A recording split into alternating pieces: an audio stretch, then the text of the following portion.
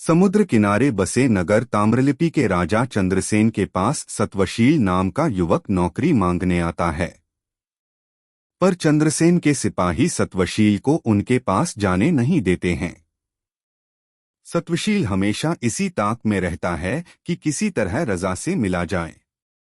एक दिन राजा की सवारी जा रही होती है।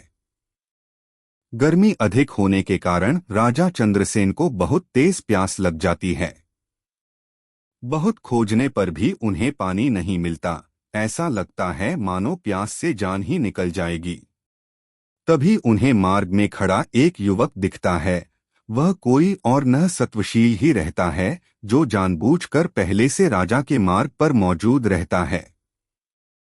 उसे देख राजा उससे पानी मांगते हैं। सत्वशील फौरन राजा की प्यास बुझा देता है और साथ ही खाने के लिए उन्हें फल देता है। चंद्रसेन सत्वशील से प्रसन्न हो पूछते हैं कि वह उनके लिए क्या कर सकते हैं। सत्वशील मौका देख अपने लिए नौकरी मांग लेता है। राजा चंद्रसेन उसे काम दे देते हैं और कहते हैं कि वो उसका उपकार याद रखेंगे। धीरे धीरे सत्वशील राजा का करीबी बन जाता है। एक दिन राजा उससे कहते हैं कि हमारे नगर में काफी बेरोजगारी है और पास में एक टापू काफी हरा भरा है। अगर उस टापू पर जाकर खोज की जाए तो हो सकता है हमारे नगर के लोगों के लिए वहां कोई अवसर निकल आए। सत्वशील तुरंत खोजबीन करने का बीड़ा उठा लेता है और राजा चंद्रसेन से एक नाव और कुछ सहयोगी प्राप्त करके समंदर में टापू की ओर निकल पड़ता है। टापू के पास पहुंचते ही सत्वशील को एक झंडा पानी में तैरता नजर आता है। उसे देख सत्वशील तुरंत हिम्मत करके पड़ताल करने के लिए पानी में कूद पड़ता है।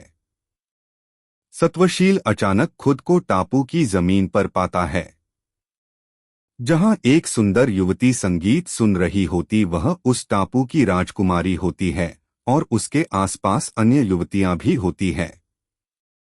सत्वशील उसे अपना परिचय देता है और राजकुमारी सत्वशील को भोजन करने का प्रस्ताव देती है और खाने से पहले एक पानी के छोटे तालाब में स्नान करने को कहती है।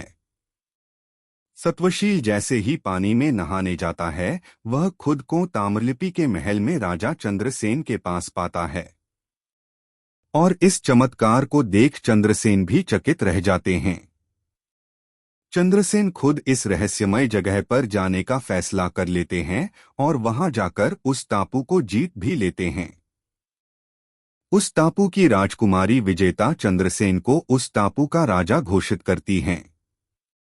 जीत की खुशी में राजा चंद्रसेन उस राजकुमारी से सत्वशील का विवाह कराने का आदेश दे देते हैं और उस क्षेत्र की रक्षा और प्रतिनिधित्व का भार सत्वशील को सौंप देते हैं। इस तरह चंद्रसेन सत्वशील के उपकार का बदला चुकाते हैं।